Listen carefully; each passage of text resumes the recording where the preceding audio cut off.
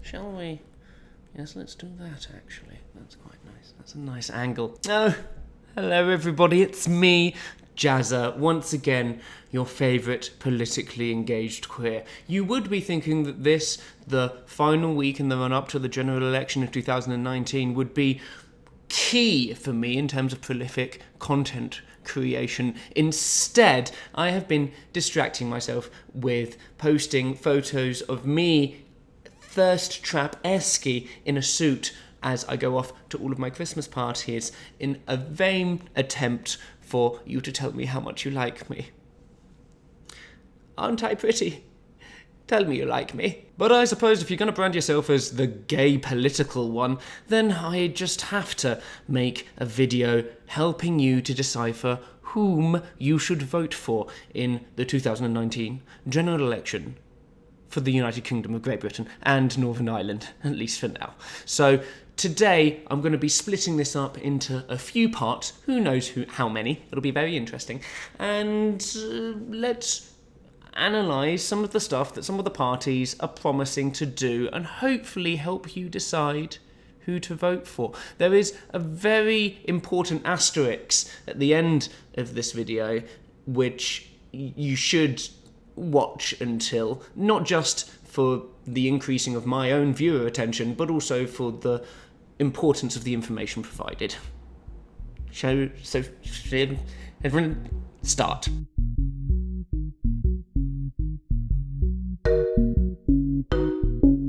Some of you will want Brexit to happen. That's fine. I may be the premier Romaniac of this particular corner of the internet. You are most welcome. Hello, how are you? If you want to leave the European Union, you essentially have two options. Kinda. They are oven ready and hard. And I'll let you decide which one is better. The Brexit Party broadly want to leave and then have a Canada or Japan style deal with the European Union within about 6 months.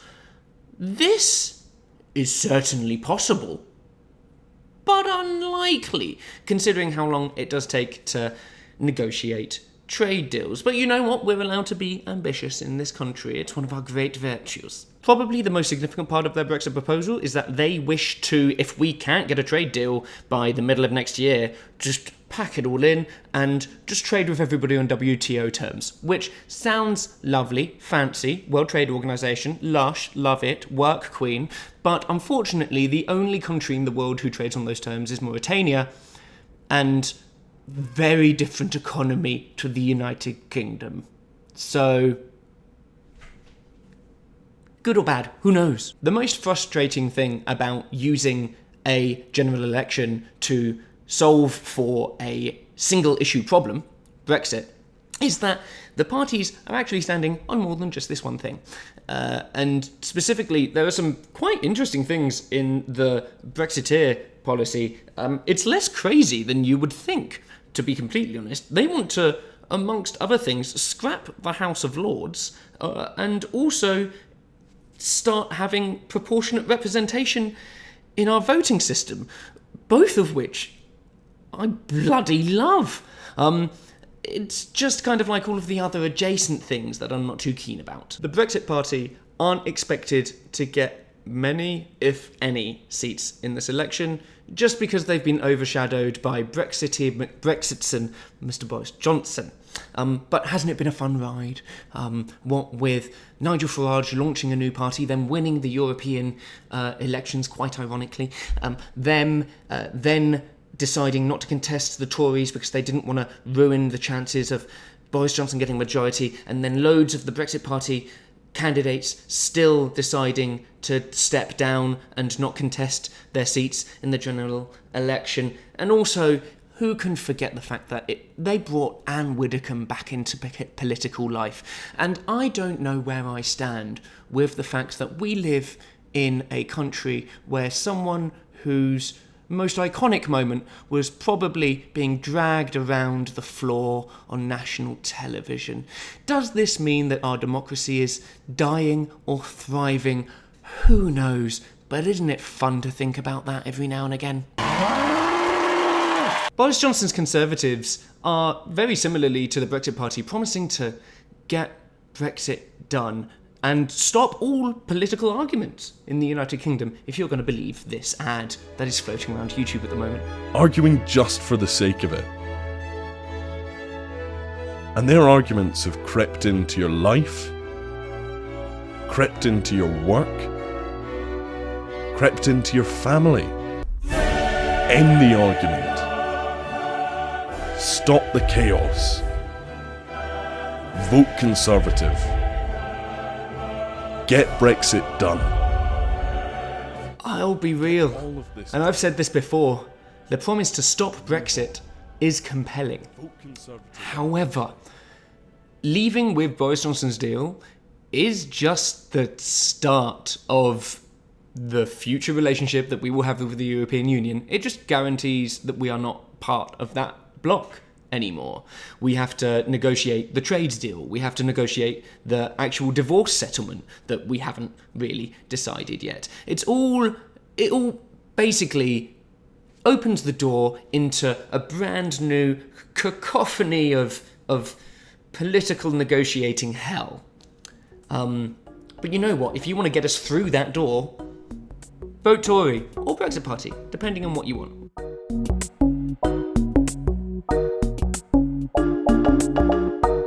The Conservatives are basically as close to a continuity choice this election as you can get if you don't consider and completely ignore the fact that they want us to leave the European Union and finish that and completely upheave all of our trade kind of relationships, not just with the European Union, but with the rest of the world and our standing in international negotiations and things like that. If you completely ignore that big change, everything else is pretty continuity. They want to continue the rollout of universal credit. They want to freeze tuition fees at like 9 and something grand. They want to continue to have basically a war on immigration, which is fun for everybody. But there was one part of their manifesto that has gotten some people all at Twitter, and that is their desire to have a democracy commission. Now, you may remember earlier this year the broached icon of the North, Lady Hale, the head of the Supreme Court, rapped Boris Johnson and his government on the knuckles for being unlawful in proroguing Parliament. Since then, the Conservatives have been a little bit butthurt, and they have promised to look into, like, it's so vague that it's terrifying. For me, anyway. They're going to look into the relationship and the accountability between the executive, which is the Crown and the government, Parliament, and the courts, the Supreme Courts, and the local courts as well, and seeing how they work together and reassessing how they work together. I don't trust Boris Johnson to do the right thing here.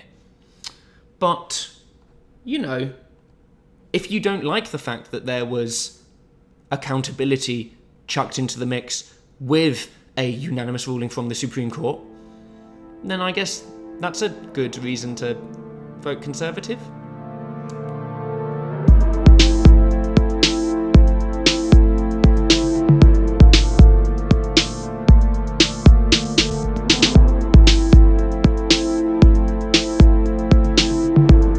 The reason that I said earlier that there are two-ish options if you want to leave the European Union is because the Labour Party exists. Now, Labour have very much moved from we probably should do Brexit to we basically want to stop it. But if they come into power, they have said that they are going to renegotiate a leaving agreement with the European Union within 6 months. It would probably have us more aligned in terms of like custom arrangements and stuff like that, probably looking a little bit more like Norway.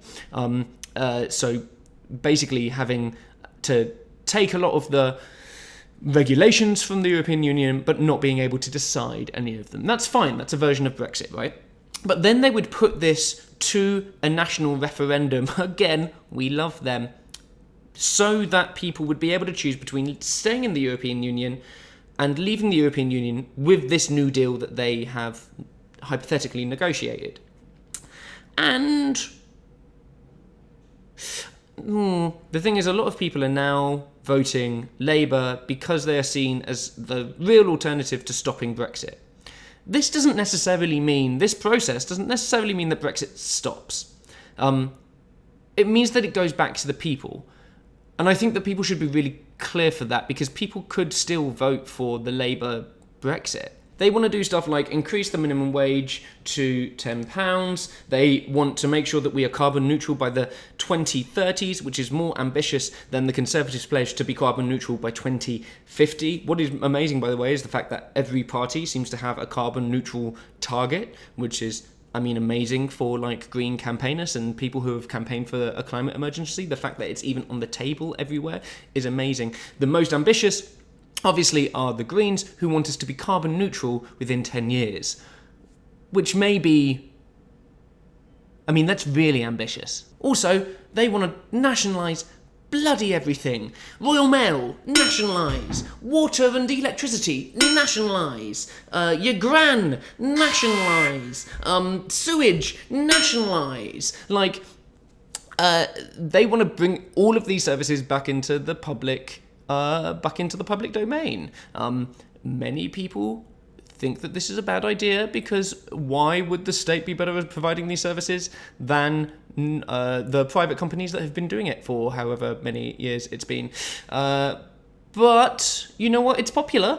And if you're into this kind of nationalisation trend that Labour are jumping on, go for it. They're a really strong party for this kind of actual...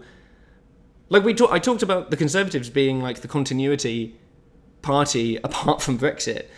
Labour really are planning on changing up the economy of this country in really radical ways.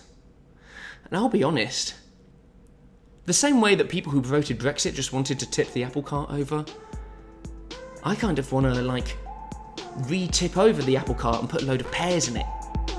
That was a weird metaphor.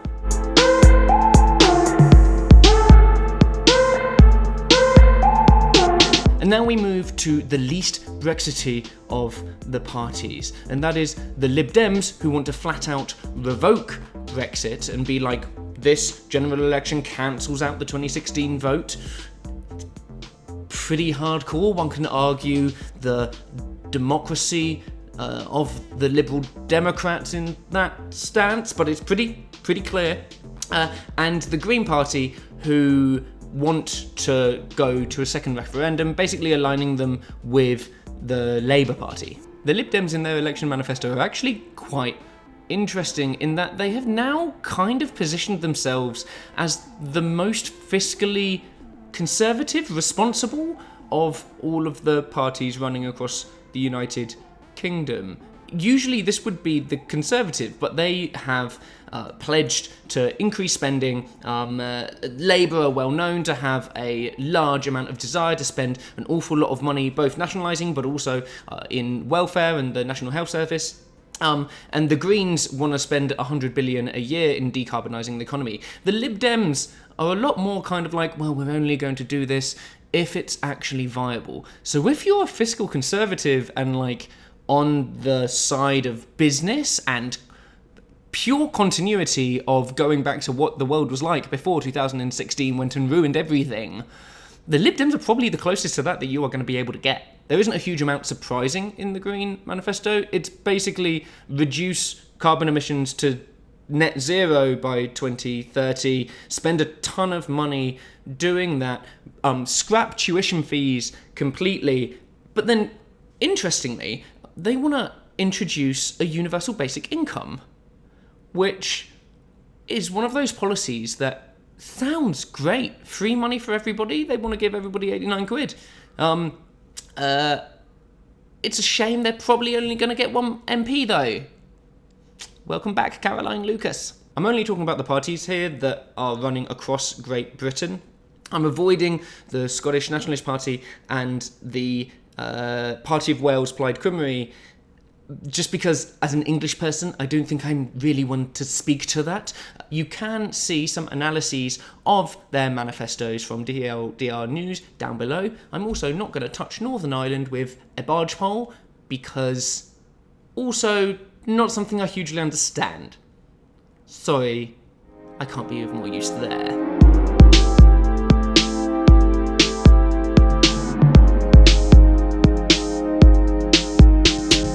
Now, saying that your vote doesn't matter may be melodramatic, and I think it's actually wrong. Your vote probably matters in this election in terms of choosing the next government for the next 5 years, more than it ever really has. But there's a huge problem with our voting system, with it being a first-past-the-post system. I, for example, live in a constituency that almost every single time there is a general election, votes in like over 50% for the Labour Party. I may as well not turn up. Frankly, it doesn't matter how I vote. It's in the marginal constituencies where how you vote is going to be the most important. I, for example, because I'm in the safe Labour seat, I can just vote my conscience. It doesn't really matter. I can pick the manifesto that speaks the most to me. Whereas if, for example, you want to stop the Conservatives from getting a majority, you need to be smart and you need to vote tactically. That, crudely explained, basically means voting for whoever is in second place in your local constituency to be able to push them over the edge and beat the Conservatives. The Tories are still at like over 40% of national vote share in polling, and that doesn't seem like it's going to change. But that doesn't really matter when actually it is a handful of like 50 seats where they are competitive with other parties. The last video I made, I suggested you went to Best for Britain and you stuck your details in there to see how you should vote. I want to give you that website linked below in the description, but also I want you to go to tactical.vote and then also remainunited.org, all of which have similar but sometimes slightly different conclusions when it comes to who you should vote for if you're wanting to vote tactically. Find out what the situation is in your constituency. Ignore the national vote stuff. That actually doesn't really matter. We're holding 650 mini elections across the country. In terms of national vote share, put it out the window. Take it out of mind. Look at your local constituency. Decide who is the most likely person to get the outcome that you desire, be that a Conservative majority that pushes through Brexit, be that someone in the Brexit Party who maybe holds Boris Johnson to account on Brexit, or be it if you really, really want to vote on a single issue and you want to vote to make sure that the UK either remains or has the option to remain in the European Union again. Use these tools, all of them linked below, to be able to figure out where you should be smart, frankly. I also want to be really clear. People can vote for a party that you disagree with and not be evil human beings. 40% of the country who are voting or planning to vote Conservative in this election, apparently, are not evil. Be kind to them. Be kind to one another. People who are voting for the Lib Dems are not anti-democratic. They are people that are voting, have been asked to vote for somebody who aligns with their views the most. And you may disagree with those views, but it doesn't make them evil. Tory isn't a four-letter word. And going forward, regardless of what the outcome is, we should be nicer to one another. And that Conservative Party broadcast, the ad that you see floating around YouTube and other pieces and other platforms of social media, that is a real desire that people have to just be able to cut past this arguing, because it's been really tiring. If you want to hear from the other side, I have a podcast with my friend Jimmy, who voted to leave the European Union. He is constantly a representative for the 52%. And I like him, and he is kind, and we have a very good podcast. Although we did get a review the other day from Turi saying, listen to the latest Right Dishonourer today. If you weren't depressed about British politics before, then Jazza and Jimmy will make sure you do. Thanks for the resounding endorsement, Turi. But do go check out that podcast. It's one of the proudest things that I have ever done. I also want to let you guys know that I'm planning on going live on this channel on election night. So at 9:30, about half an hour before the polls close and the exit poll gets released, I'm going to be going live here and we can all scream into the void together. Isn't that going to be fun? I may have some guests here, but broadly, let's just kind of like sit online and hold each other as we rock back and forth, watching the results of all of the constituencies come in, because that is the only poll that matters on Thursday. Please make sure you vote. And I will see you on the other side of this election. Okay. Existential dread. Subscribe. Bye.